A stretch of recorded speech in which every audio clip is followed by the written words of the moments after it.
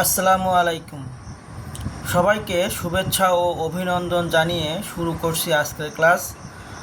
আজ নবম দশম শ্রেণীর অধ্যায় 2 সেট ও ফাংশন। এখানকার সবচেয়ে একটা গুরুত্বপূর্ণ টপিক সেট গঠন পদ্ধতি হতে তালিকা পদ্ধতি, এই সম্পর্কে আলোচনা করব। তো সেট গঠন পদ্ধতি হতে তালিকা পদ্ধতিতে প্রকাশ করা যেসব স্টুডেন্টের একেবারে প্রবলেম, মানে এই সম্পর্কে নলেজ জিরো থাকলেও আজকের ক্লাসটা পুরোপুরি না টেনে দেখলে আশা করি তোমরা এখান থেকে পরিপূর্ণ নলেজ অর্জন করতে পারবা। তাহলে শুরু করি আজকের ক্লাস। সেট গঠন পদ্ধতি থেকে তালিকা পদ্ধতিতে প্রকাশ করার আগে আমরা জেনে নিই যে আসলে সেটকে প্রকাশের দুই ধরনের পদ্ধতি আছে। একটা হচ্ছে তালিকা পদ্ধতি আর একটা সেট গঠন পদ্ধতি। তো তালিকা পদ্ধতিটা কি? তালিকা পদ্ধতিতে সেটের উপাদানগুলোকে সুনির্দিষ্টভাবে উল্লেখ করা থাকে দ্বিতীয় বন্ধনের মধ্যে, এবং প্রত্যেকটা সেটের উপাদানকে আলাদা করার জন্য কমা ব্যবহার করা হয়। যেমন এ একটা সেট, এখানে তোমরা দেখতে পাচ্ছ যে 2, 4, 6। এখানে সেটের উপাদানগুলো 2, 4, 6 এইগুলো সুনির্দিষ্টভাবে উল্লেখ করা। আবার বি একটা সেট, যেখানে আছে যে দিশা, আবির, নিলয়। তাহলে এখানে তিনজন শিক্ষার্থীর সেট যে দিশা, আবির, নিলয়, এদেরকে সুনির্দিষ্টভাবে উল্লেখ করা আছে। এবার আমরা জানি সেট গঠন পদ্ধতি সম্পর্কে। সেট গঠন পদ্ধতিতে সেটের উপাদানগুলোকে সুনির্দিষ্টভাবে উল্লেখ করা থাকে না, শুধু কিছু ধর্ম বা বৈশিষ্ট্য উল্লেখ করা থাকে। আচ্ছা, এখন তোমরা দেখতে পাচ্ছ যে এ একটা সেট, এক্স সাজ দ্যাট, এই চিহ্নটার নাম সাজ দ্যাট। তো এক্স স্বাভাবিক জোড় সংখ্যা। এখানে স্বাভাবিক জোড় সংখ্যা, এখন কোন সংখ্যাগুলো এখানে কিন্তু সুনির্দিষ্টভাবে উল্লেখ করা নেই। আবার বি একটা সেট, যেখানে আছে দশম শ্রেণীর তিনজন শিক্ষার্থী। তাহলে দশম শ্রেণীর কোন তিনজন শিক্ষার্থী এখানেও কিন্তু সুনির্দিষ্টভাবে উল্লেখ করা নেই। তাহলে এই ধরনের সেট প্রকাশের পদ্ধতি হচ্ছে সেট গঠন পদ্ধতি।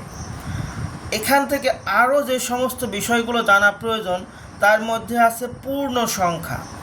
আমরা পূর্ণ সংখ্যা বলতে জানি যে শূন্য সহ ধনাত্মক ও ঋণাত্মক সকল সংখ্যাই পূর্ণ সংখ্যা। এখানে দেওয়া আছে, তোমরা দেখতে পাচ্ছ যে 0, +-1, +-2, +-3। তো পূর্ণ সংখ্যাকে জেড দিয়ে প্রকাশ করা হয়। তাহলে এই যে 0, +-1, +-2, +-3 এভাবে চলতে আসে, এইটাকে যদি আমরা আলাদা করে লিখি তাহলে -3, -2, -1, 0, 1, 2, 3 এইভাবে। আশা করি তোমরা বুঝতে পেরেছ। এবার আসো যে স্বাভাবিক সংখ্যা। স্বাভাবিক সংখ্যা কোনগুলো?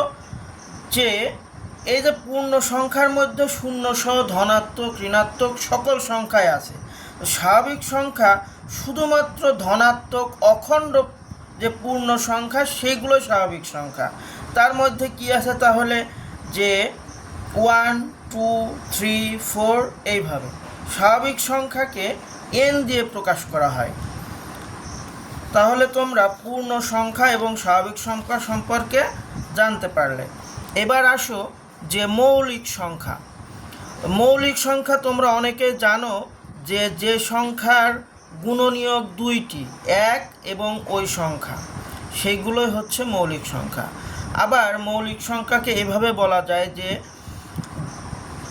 যে সংখ্যাকে 1 এবং ওই সংখ্যা ছাড়া অন্য কোনো সংখ্যা দ্বারা নিঃশেষে ভাগ করা যায় না, সে সকল সংখ্যাকেই মৌলিক সংখ্যা বলে। তাহলে এখানে তোমরা দেখতে পাচ্ছ যে 2, 3, 5, 7, 11 এই সংখ্যাগুলোই হচ্ছে মৌলিক সংখ্যা। এইগুলোকে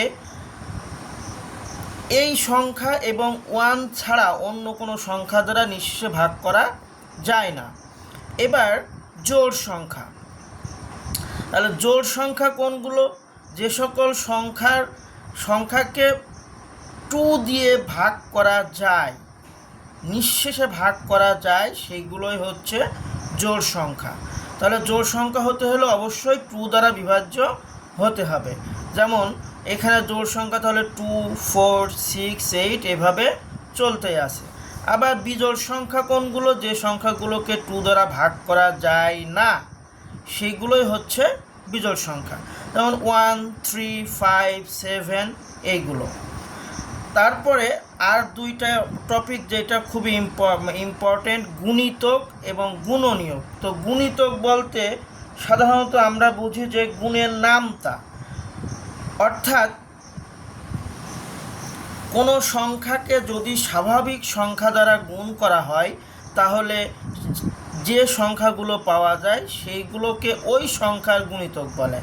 যেমন 2 এর গুণিতক বলতে 2 এর সাথে যদি আমরা স্বাভাবিক সংখ্যা গুণ করি তাহলে সেক্ষেত্রে 2, 4, 6, 8, 10, 12 এইভাবেই চলতে থাকবে। আবার 3 এর গুণিতক বললে তখন 3, 6, 9, 12 এইভাবে চলতে থাকবে। এবার আসি গুণনীয়কে। গুণনীয়ক মানে হচ্ছে উৎপাদক। তো গুণনীয়ক বলতে আমরা বুঝি যে এটা কোনো সংখ্যাকে যে সকল সংখ্যা দ্বারা নিঃশেষে ভাগ করা যায়, বিভাজ্য হয়, সেই সংখ্যাগুলোকে উক্ত সংখ্যার গুণনীয়ক বলা হয়। যেমন আমরা এখানে বলতে পারি যে 6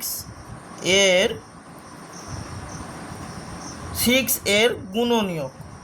তাহলে 6 এর গুণনীয়ক কোনগুলো হবে? তাহলে 6কে আমরা লিখতে পারি 6 × 1, আবার 3 × 2। তাহলে 6 এর গুণনীয়ক কোনগুলো পাওয়া যাবে? এখান থেকে যে 1, 2, 3, 6। তাহলে 1, 2, 3, 6 হচ্ছে 6 এর গুণনীয়ক। আচ্ছা, এখন তোমাদের কিছু টাইপ ভিত্তিক আমি এখান থেকে প্রশ্নগুলো সাজিয়ে রেখেছি। সেই টাইপ ভিত্তিক তোমরা প্রশ্নগুলো সলভ করলে আশা করি যে সেট গঠন পদ্ধতি থেকে তালিকা পদ্ধতি সম্পর্কে তোমাদের সুস্পষ্ট ধারণা আসবে। তাহলে এখানে তোমরা দেখতে পাচ্ছ যে এ একটা set x belongs to n, অর্থাৎ x এর উপাদানগুলো হবে n এর সদস্য। এর মাঝে যে তোমরা চিহ্নটা দেখতে পাচ্ছ এই চিহ্নটা হচ্ছে বিলংস টু বা সদস্য। আর এইটা তোমরা আগে জেনেছো যে এটা সাজ দ্যাট বা যেন। তো এখন তাহলে এখানে n বলতে স্বাভাবিক সংখ্যা বোঝাচ্ছে, তোমাদেরকে এটা আগে জানানো হয়েছে যে স্বাভাবিক সংখ্যা এখানে কোন স্বাভাবিক সংখ্যাগুলো। এখানে তোমরা দেখতে পাচ্ছ একটা রেঞ্জ দেওয়া আছে যে 4 লেস দেন x লেস দেন 7। তাহলে এই সংখ্যাগুলো হবে 4 এর থেকে বড় আর 7 এর থেকে ছোট। তো এখানে তাহলে এই সংখ্যাগুলো তোমরা এখানে লিখতে পারো। তাহলে 4 এর থেকে বড় মানে কত? 5, 6। এখানে 7 কি নেওয়া যাবে? 7 নেওয়া যাবে না। তাহলে আমরা পরেরটাতে আসি। দেখো যে x belongs to n such that 4 less then x less than equal 7। এখানে তোমরা দেখতে পাচ্ছ যে লেস দেন ইকুয়াল দেওয়া আছে, তার মানে এই 7 সহ নিতে হবে। তো 7 সহ নিতে গেলে তাহলে এখানে 5, 6, 7। তোমরা খুব ভালোভাবে এগুলো খেয়াল করো তাহলে বুঝতে পারবে। তো x belongs to n such that 4 less than equal x less than 7। এখানে 4 এর পরে লেস দেন ইকুয়াল দেওয়া আছে, তার মানে এই ক্ষেত্রে কিন্তু 4 নিতে হবে, 4 সহ। তাহলে 4 সহ নিলে 4, 5, 6, এখানে কিন্তু 7 নেওয়া যাবে না। তারপরেরটাতে তোমরা খেয়াল করো যে x belongs to n such that 4 less than equal x less than equal 7। তাহলে এই ক্ষেত্রে দুই জায়গায় লেস দেন ইকুয়াল দেওয়া আছে, তার মানে এই ক্ষেত্রে 4ও নিতে হবে আবার 7ও নিতে হবে। তাহলে এখানে 4, 5, 6, 7। আশা করি তোমরা এই টাইপের এই ধরনেরগুলো বুঝতে পারছো। এখন আরেকটাতে যাই, যে বি একটা সেট, এখানে x belongs to Z. Z বলতে কি বোঝাচ্ছে? জেড হচ্ছে পূর্ণ সংখ্যা। পূর্ণ সংখ্যা কোনগুলো? শূন্য সহ ধনাত্মক ঋণাত্মক সকল সংখ্যাই হচ্ছে পূর্ণ সংখ্যা। তাহলে এখানে পূর্ণ সংখ্যা এখন কোনগুলো পূর্ণ সংখ্যার মধ্যে আসবে? এই বি সেটের মধ্যে আসবে। তাহলে সেক্ষেত্রে তোমরা এখানে খেয়াল করো যে -1 লেস দেন এক্স লেস দেন 3। তো -1 থেকে 3 পর্যন্ত, তো -1 থেকে 3 পর্যন্ত -1কে নেওয়া যাবে? নেওয়া যাবে না। আবার 3ও এক্ষেত্রে নেওয়া যাবে না। তাহলে কোনগুলো -1 থেকে বড় কোনটা? 0, 1, 2। তাহলে বি সেটের উপাদান হবে 0, 1, 2। আবার পরেরটাতে তোমরা নিশ্চয়ই আগে জেনে গেছো লেস দেন ইকুয়াল দেওয়া আছে। এখানে লেস দেন ইকুয়াল দেওয়া থাকলে -1 সহ নিতে হবে, এবং এক্ষেত্রে 3 নেওয়া যাবে না। তাহলে এখানে -1, 0, 1, 2। আচ্ছা, এরপরে x belongs to z such that -1 less than x less than equal 3। তো তাহলে এখানে কি 3 সহ নিতে হবে, কিন্তু -1 নেওয়া যাবে না। তাহলে -1 থেকে বড় 0, 1, 2 এবং 3। এরপরেরটা খেয়াল করো যে x belongs to z such that -1 less than equal x less than equal 3। তার মানে এই ক্ষেত্রে -1ও নিতে হবে, 3ও নিতে হবে। তাহলে এই সেটটাকে কিভাবে লেখা যায়? যে -1, 0, 1, 2, 3। আশা করি তোমরা বুঝতে পারছো। এবার পরে আর একটা সেট আছে, খেয়াল করো যে m সমান x belongs to n such that x বিজোড় সংখ্যা এবং x less than equal 5। তার মানে লেস দেন ইকুয়াল 5-এর সমান অথবা ছোট বিজোড় সংখ্যা। তো বিজোড় সংখ্যা কোনগুলো? যেগুলো 5-এর থেকে বড় হবে না, সেই ধরনের বিজোড় সংখ্যা। তাহলে কোনগুলো? তো এখান থেকে 1, 3, 5। তাহলে এইগুলো হচ্ছে 5-এর থেকে ছোট বিজোড় সংখ্যা। এবার আরেকটা তোমরা এখানে খেয়াল করো যে x belongs to n such that x বিজোড় সংখ্যা। তাহলে এখানে কোনো কিন্তু রেঞ্জ কতটুকু কতর মধ্যে সেটা উল্লেখ করা নেই। যদি এইভাবে কোনো কিছু উল্লেখ করা না থাকে তাহলে 1, 3, 5 এইভাবেই চলতে থাকবে, এর কোনো শেষ হবে না, এইভাবে চলতে থাকবে। তারপরেরটা তোমরা খেয়াল করো যে x belongs to n such that x বিজোড় সংখ্যা, এবং এখানে আবার আরেকটা রেঞ্জ দিয়ে দিল যে 3 less than equal x less than equal 9। অর্থাৎ বিজোড় সংখ্যা হবে 3-এর থেকে শুরু হবে 9 পর্যন্ত, এবং এখানে 3ও নেওয়া যাবে আবার 9ও নেওয়া যাবে। তাহলে কোনগুলো এই সেটের উপাদান? 3, 5, 7, 9। আশা করি তোমরা এটাও বুঝতে পেরেছ। এখন এখানে k সমান x belongs to n such that x হচ্ছে জোড় সংখ্যা এবং x less than equal 6। তো এই ক্ষেত্রে তোমরা আশা করি এইটা নিজেরাই এই পর্যন্ত নিজেরাই করতে পারবা। তো তারপরে তোমরা খেয়াল করো যে c সমান x belongs to n such that x মৌলিক সংখ্যা এবং x less than 13, অর্থাৎ 13-এর থেকে ছোট মৌলিক সংখ্যাগুলো c সেটের উপাদান হবে। তো 13-এর থেকে ছোট মৌলিক সংখ্যা কোনগুলো? তোমরা এর আগেই জেনেছো যে মৌলিক সংখ্যা কি। আমি আবার রিপিট করছি, মৌলিক সংখ্যা হচ্ছে যে সংখ্যাকে 1 এবং ওই সংখ্যা ছাড়া অন্য কোনো সংখ্যা দ্বারা নিঃশেষে ভাগ করা যায় না, সেইগুলোই হচ্ছে মৌলিক সংখ্যা। তাহলে এই ক্ষেত্রে কোনগুলো হবে, যে এখানে 13-এর থেকে ছোট মৌলিক সংখ্যা।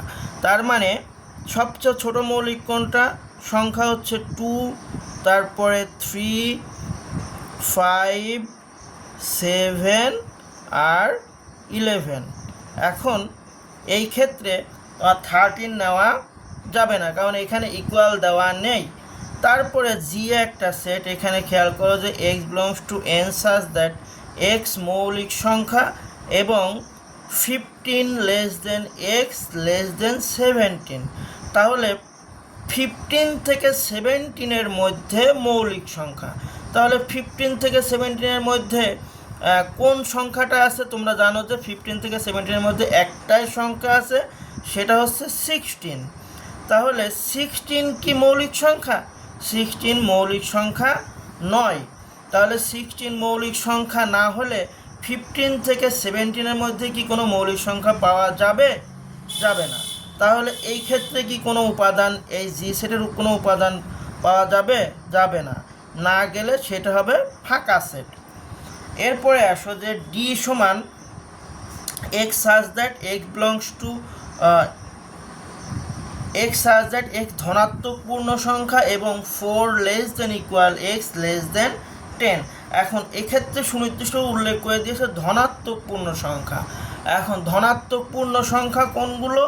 যে শূন্যর থেকে বড় যে সংখ্যাগুলো সেইগুলোই হচ্ছে ধনাত্মক পূর্ণ সংখ্যা। তাহলে এক্ষেত্রে ধনাত্মক পূর্ণ সংখ্যার মধ্যে কোনগুলো নেওয়া যাবে? 4 লেস দেন ইকুয়াল আছে, তার মানে 4 নেওয়া যাবে। 4-এর পরে 5, 6, 7, 8, 9। তাহলে এই সংখ্যাগুলো নেওয়া যাবে।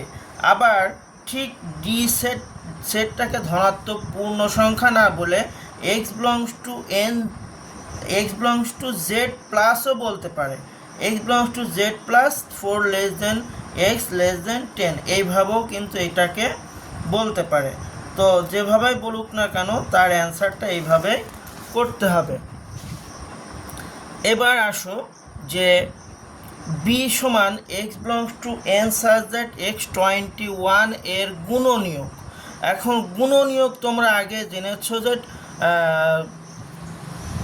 21 এর গুণনীয়ক, তার মানে 21-কে যদি লেখা যায় যে 21 সমান 1 ইন্টু 21, তারপরে এইটাকে যখন ভাগ করা 3 ইন্টু 7, আর কোনো কিছু করা যায়? যায় না। তাহলে 21 এর গুণনীয়ক কোনগুলো?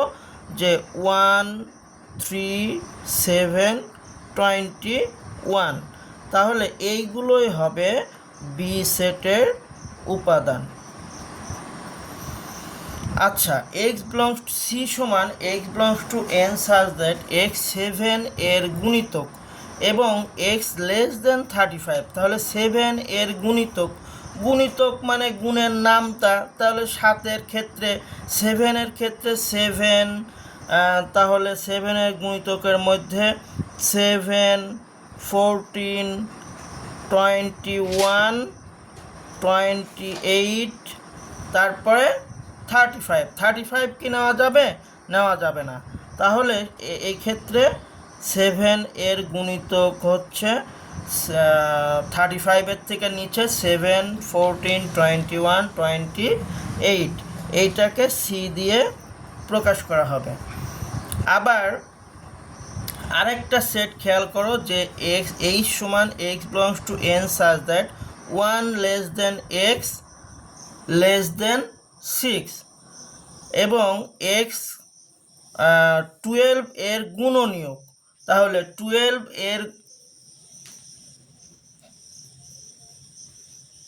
12 এর গুণনীয়ক কোনগুলো? যে এবং 1 লেস দেন এক্স লেস দেন 6। তো অর্থাৎ 1-এর থেকে 6-এর মধ্যে হতে হবে, 1 নেওয়া যাবে। তাহলে এই ক্ষেত্রে কি হচ্ছে যে তোমার 1, 2, 3, 4, 5। আবার 12 এর গুণনীয়ক, 12 এর গুণনীয়ক কোনগুলো?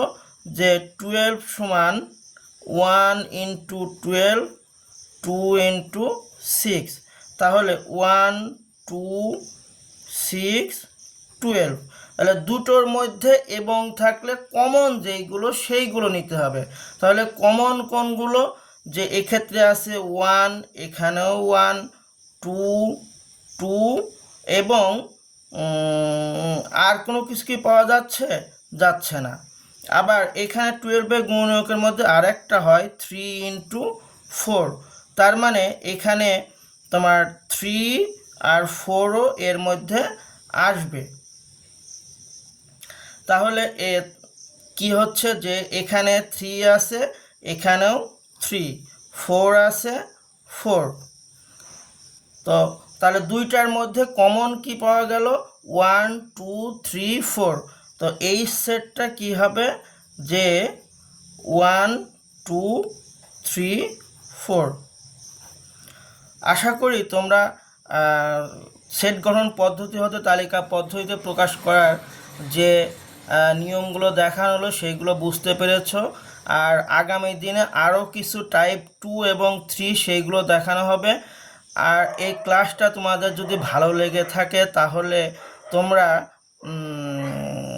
এই চ্যানেলটাকে সাবস্ক্রাইব করে রাখবা, লাইক কমেন্ট শেয়ার করবা, যাতে পরবর্তীতে এই ধরনের ভিডিওগুলো তোমার কাছে আগে পৌঁছে যায়। তো সবাইকে ধন্যবাদ আজকের ক্লাসটা দেখার জন্য। আসসালামু আলাইকুম।